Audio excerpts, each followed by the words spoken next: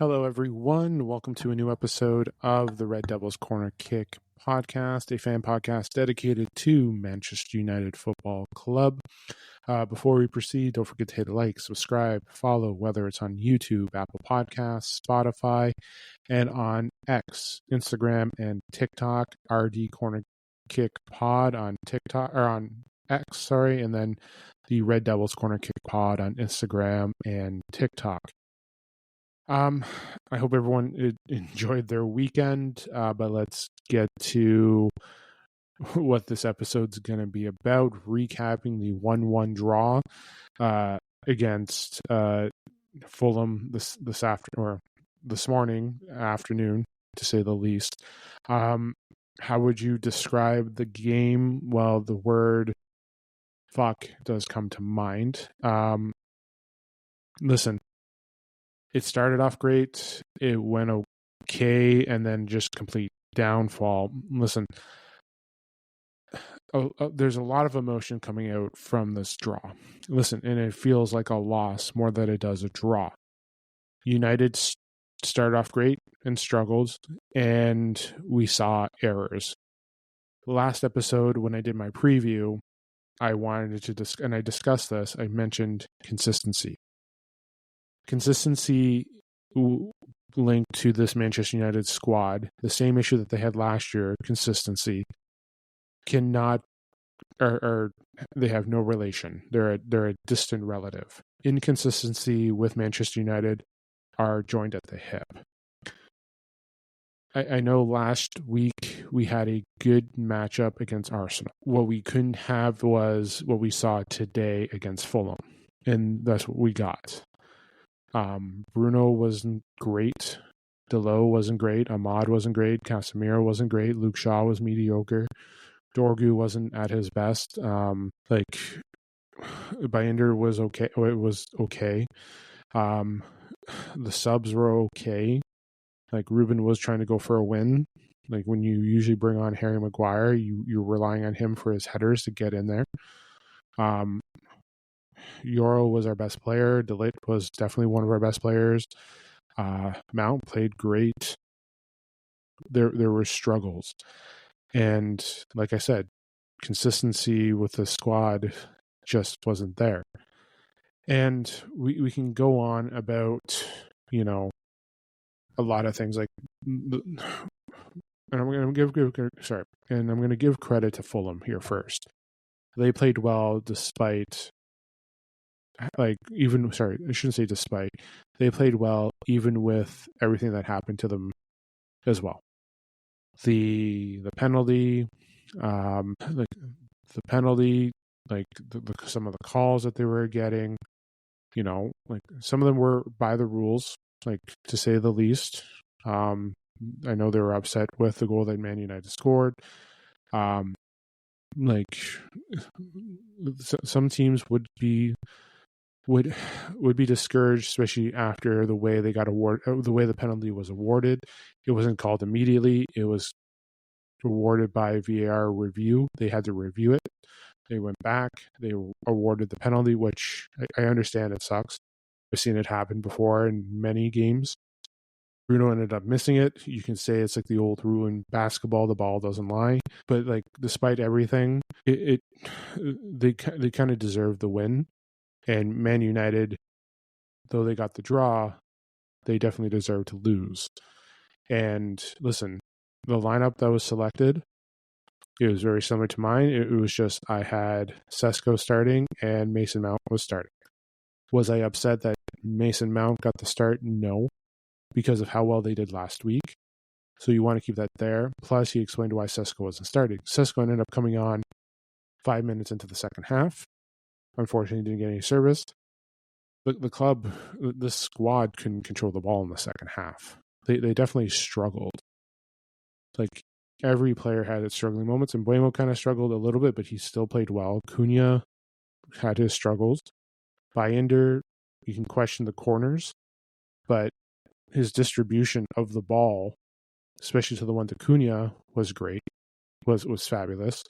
Cunha definitely showed that he was there to score. Mount did his his due diligence there, especially tracking back.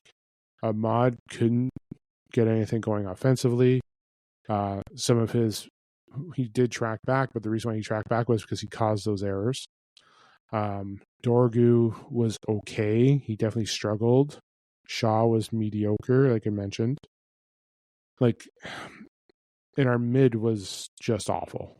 Like, Bruno was terrible today, and trust me, I've seen the Instagram posts. I've seen what's been going on X, and I've seen from the hatred toward, I would say the hatred, but you know, the comments about Bruno and the comments about Amarim. Can we also remember one thing as well as you're reviewing this game? It is the second game of the season. We saw it in, like, listen, everyone's upset because United didn't blow out Fulham. We have struggled at Fulham. Other squads have struggled at Fulham. Like, not other squads, other teams have struggled at Fulham. So it was not just us who have struggled at that place. Many teams have struggled. And I know we're Manchester United and all this crap, but it's a tough place to play. It was our first road game. So yes, it was a tough one to go to. It's always a tough atmosphere there. We played them twice last year and won 1-0, and they weren't easy wins. If you remember those games, they were not easy wins. So Fulham knows how to play us well. They know how to play a lot of clubs well. They are not a bad squad, and they do deserve the credit that they got, especially with what they faced today. United kept them in the game because United played like shit. It's the truth. Fulham took advantage like a smart team would, and they scored. They had other opportunities. Bayender did play well. So, and I'm not going to go into the debate of everything with the Ruben Amorim out incident and everything. I will save that for another episode. I will give that another day or two. But this was the second game. I know Kobe hasn't got any minutes yet. I know going into this game, there's talks about Bruno saying his goodbyes to rumors of Bruno and Saudi Arabia, the Saudi League, coming back and making a bid again. So we're seeing this here again. So you have those there. I'm not saying those are excuses. And even Bruno, after the penalty, he described the situation. He still said it was an excuse. He still said it was a bad penalty that he took. I'm just going to leave it there. I'm not going to get more into it. Whatever. People can read into it. They can make their comments. For me, I'm just going to leave it the way it is. He missed the penalty. I don't care what caused it. He owned up to missing the penalty. He said it was a bad penalty. It wasn't because of the ref. There's a situation that happened before. He even said it's not an excuse. He missed it. Fans are focusing on, he's blaming the ref. No, he literally admitted that it was a bad penalty. And he has no excuse for missing it. He said that there, so just leave it. The captain owned up to it. The captain played like shit. He was part of the reason why they scored. Diego Dalot, same thing, contributed to that goal. I will be doing my player ratings later, but like I said, Inconsistency and Manchester United are together at the hip. Consistency is their distant cousin that they don't talk to. Amarim did say that it's going to be a struggle. Yes, it is. I'm going to say it. I am Amarim in, because what is it going to solve acting like this as a fan base? Nothing. And I realized I just went back on saying I was going to talk about this in another episode, but I'm just reminding everyone, like I said, I saw everything that I saw on X and Instagram with the posts. Yeah, fans have a right to be frustrated. But, yeah, fans have a right to be frustrated. It was a terrible game. But there was just so many other factors, too. Nothing was working. Nothing was working. What was it that, we couldn't score? Don't get me wrong, we scored, but I was fine with the offensive setup. They they some chances. They were trying to make opportunities, but things weren't working out well. And it was the same as last week. We had opportunities, but we couldn't capitalize. We spent the money on the offense, but we can't score. Yes, that's what happens. This team needs time. Sesko just joined 2 weeks ago. I wasn't going to lose sleep over him not starting.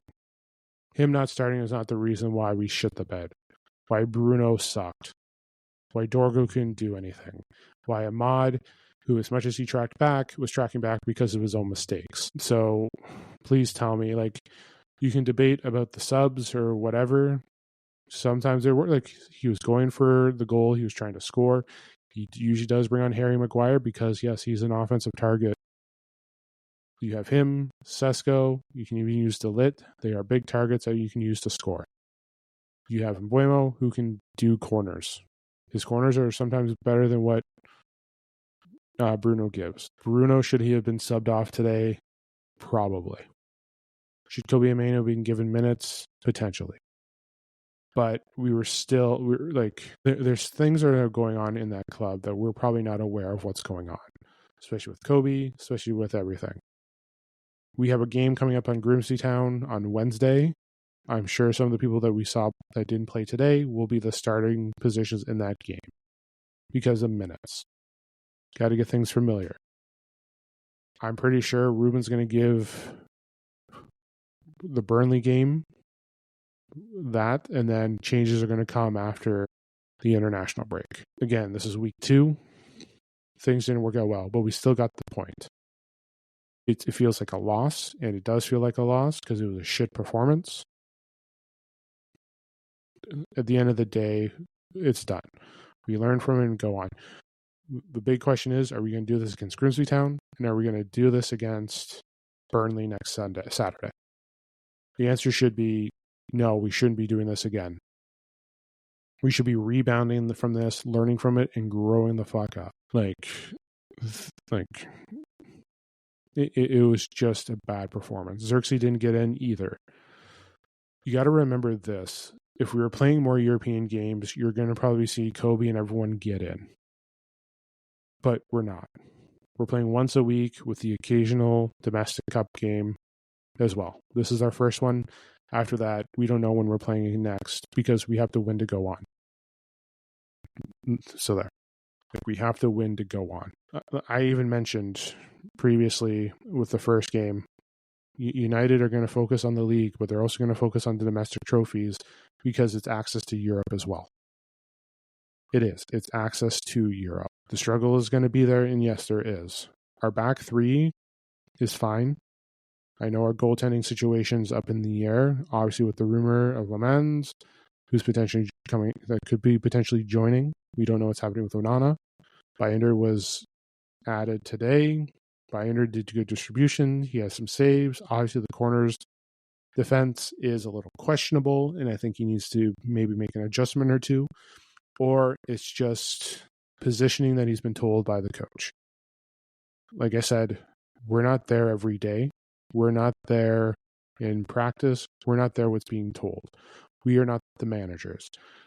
And I love our fan base, but everyone's a keyboard warrior and everyone gets an opinion and everyone gets upset when this squad doesn't do what we think should be done. I've said it before. I am not the manager. I will never go against the manager because he knows more than me. There are people out there that in this fan base still know more than me. But at the end of the day, yes, I can see things. I may have a point of view from my side, but at the end of the day, I'm just a guy just doing a fan channel here talking about a club that I love. But at the end of the day, I'm not going to be upset because they didn't like what I input. They're not going to be listening to what I have to say, ladies and gentlemen.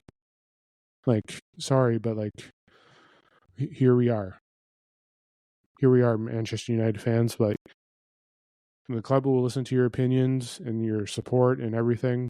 But at the end of the day, it's not the end of the world. Like, we have a right to be upset, but we should be upset because they lost, not upset because he didn't listen to my idea where the club's not listening to anyone's idea. They're listening to their experts. Like, I will support this manager. I will support the club because they see things more often than we do. We can go off of speculation. We can go off of newspaper reports. We can go off of other fan channels. Today was week 2. Yes, the Ruben Amorim saga has not been the best, but it's 2 games into the season. I'm not going to lose my shit. I wasn't losing it last year because I saw progress, but I also saw the inconsistencies in the characters of the team. Ruben knows what he is doing. He told us it's going to be a while. This fan base does not have patience for a while. Guess what? We have to learn it. I know now I'm going to this rant and I didn't want this part, but at the end of the day, I get why he did those moves. Would I have done something different? Probably, because I know we lost. If he had done that and we scored 2-1 and everything, people are praising his subs. At the end of the day, we drew. It felt like a loss. We played like garbage. We learned from the club learns from it. They go on. They have a domestic cup round on Wednesday, and then we got Burnley on Saturday. That's what it is. We're not going to, like, we just can't do what we did today against Burnley. But he's probably going to try something out for the first 3 games to see what he has to do and what adjustments. For all we know, next week, Burnley is a completely different squad. That's what it is. We may be seeing something different next weekend. But we do not know. We do not know what his plan is. He's not going to reveal his plan. He's not going to tell the world what he's doing. His job is to get the squad ready week in and week out. And yes, he is going to have rotational issues. Why? Because we have depth. The same depth that we've been crying for when we're playing so much European soccer. When we have EFL, FA Cup, Premier League, Europa or Champions League or Conference League going on. We have a lot, we have depth, and there's going to be players that are not going to be playing. Aiden Heaven came on, perfect, because to be fair, Luke Shaw played like crap. Our back, for how well Luke Shaw, Delit, and Euro played last week, 2 out of the 3 played very well. Shaw was the weak one. Shaw and Dorgo on the left just wasn't working today. Ahmad wasn't working today. Bruno was losing focus today. It just didn't work out today. Things did not go right. Remember, last year we struggled to get the wins. Today we struggled just in period. You know what? We're not the only club that has come to Fulham and to play like that. Like I said, it's a tough place to play. For real. Let's take a look at Fulham's schedule from last year. Let's really look at it. Who came to Fulham and did not play well? So March 16th, Fulham beat Tottenham 2-0. Okay. Who else came? Obviously, they beat us in the FA Cup. Who else? They beat Nottingham Forest 2-1 last year. Who else do we got here? Let's just take a look here. They drew, or no, that was there. Arsenal went and tied. Okay. Brighton came there and lost. Brentford came there and lost. Who else did we get? Newcastle went there at the beginning of the year and lost 3-1. What else is there? Who else? Where is Liverpool? I'm missing the second match of Liverpool last year. Southampton, Fulham. I'm just trying to take a look at where else. Why am I missing the other Liverpool match? Where was that? Benfica, that was May 4th. I'm just trying to figure out where else, because I have to find out when. Oh, they beat Liverpool 3-2, the Premier League winners, on April the 6th, 2025. So again, let's look at it. They beat Liverpool at home. They beat Tottenham at home. Beat Nottingham Forest at home. What else was there? That was FA Cup. Tied Arsenal at home. Beat Brighton at home. Brentford, who did well. They beat Newcastle. By the way, Newcastle and Nottingham Forest did not beat them in the season series last year. Yeah, let's remember that, ladies and gentlemen. They beat Fulham at home, they beat Nottingham Forest at home, and they beat Nottingham Forest away. So 2 teams that are in European competition that qualified from last year, Fulham beat them out. And I'm just taking a look at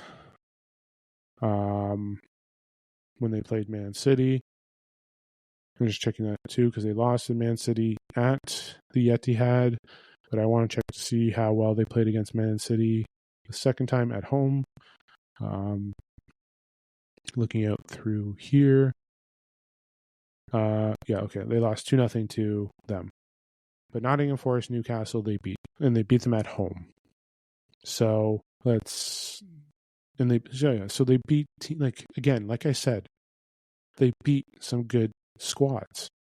They beat them again, it's not an easy place to play at, ladies and gentlemen. And they played teams well. Again, they drew against Liverpool in their first matches and drew against Tottenham. They drew against Arsenal. Fulham is not that bad of a squad. And for us to play the way we did, yeah, we look like we played like crap. But again, it's Craven Cottage is not an easy place to play. And we struggled. So, but yeah, that's who Fulham beat last year. Yeah, they laid some eggs against some other squads, but you beat the Premier League winners at home before they clinched the league. You beat Newcastle and Nottingham Forest twice. You tied Arsenal. You beat Tottenham. I know Tottenham didn't have the best season last year, but they're still considered a decent squad. So you can see what the success that they've had at home and how tough it is to win at home. So United fans, maybe take a look, but again, we're not going to look at what other clubs have done because we're Manchester United. We're Manchester United. Nobody else matters of how else they've played, but we're expected to be at a higher level. We finished 15th last year, ladies and gentlemen. Stop expecting a higher level. And you know what? I'm just going to do it. We finished 15th last year, and everyone's crying that this is the worst ever in the history of Manchester United. Ladies and gentlemen, in the 70s, we were relegated. We were demoted to the division before. We had to fight our way back. We struggled in Sir Alex's first years. This fan base, and I say it and I guarantee it's the truth. You can argue against it. This fan base would have had Sir Alex fired already. It's the truth. I've done episodes on this before where I've gone into the rant about supporting the manager. But this is a time where we have to take our time. Again, it's the second game. Bruno had his issues there, and Ruben's going to get it corrected. But these players have to realize they are responsible. Ruben can get the players there and make the subs. It's not about his decisions, it's about the player's mentality. As I said, today's tie or draw was because of inconsistency and players not playing up to the level that they were. And again, to Fulham, they played well. Craven Cottage is a hard place to play. And I just went through the teams last season that lost there, that struggled. The teams that played against Fulham that struggled against them. It is tough. It is. It is a tough place to play. But we're not, as a fan base, we shouldn't accept that. I'm accepting it. I'm accepting how hard it is to play there. As much as it was, and I've used this title before on previous episodes, it was a draw, but it felt like a loss. Players need to step up. Man United and inconsistency go hand in hand. I will leave it there. But one more thing as well. Again, there are going to be struggles. Do we need additional players? Yes. Does our midfield need a workload? Yes. So, I got to do my player reviews. So I can't finish the episode without my player rating. Sorry, not my player reviews. All right. Lenny Euro, 7.2. He played well. He was a contributing factor to the goal. He got us there. He's also my player of the match. The Lit, 7.1. He was just below, but he played very well. One thing about Euro, the key stop that he made defensively was incredible. Shaw was a 6. He was just mediocre today. I don't know what happened with the communication between him and Mount, where it led to a Fulham corner. Someone just had a moment, and looks like something happened. So I don't know. That looked like it was more on Shaw in the communication, but Shaw a 6. Dorgu a 6. It just, something wasn't working today. Ahmad 5.5. Yes, he tracked back, but he was tracking back because he's the one that was screwing up on himself. Just did not play a good game. Did not. Casemiro did okay at the beginning and then did not play well after. Took a yellow for a dive. There was also an instance there. It looks like he went in for a slide. That could have cost us, and we could have gone down a man too if there wasn't a collision or anything. So 5.5. Bruno, a 5. He was mediocre. He was mediocre, average, whatever. He sucked. He sucked. Contributed to the goal. I'm not going to put on the penalty because the best do miss penalties, but he wasn't today. Wasn't him. He should have been subbed off. Cunha, great, 7. He did it well. He gave us opportunities. He needs to be more involved. Embuemo and Mount, both 6.8. Embuemo with that corner, giving Euro the opportunity. Boom, led to our goal. Mount, movement, even when he went into the mid, he played decently. He's been great. It's good to have him healthy. He needs to be healthy and also consistent as well. Bayender, 6.2. Again, the goal, hard to defend, but he was great with distribution. He had his struggles with the corner. But again, sometimes, but he was a little bit better than last week. I rated him, I think it was a 5.9, 6.2 today because of the distribution and the chances that he does give. Like, he does make good long balls. Sesko, he came on. He was a 6. Heaven a 6.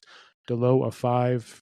Couldn't get the ball out, which literally contributed to the goal to the Smith Rowe, who Bruno should have been covering.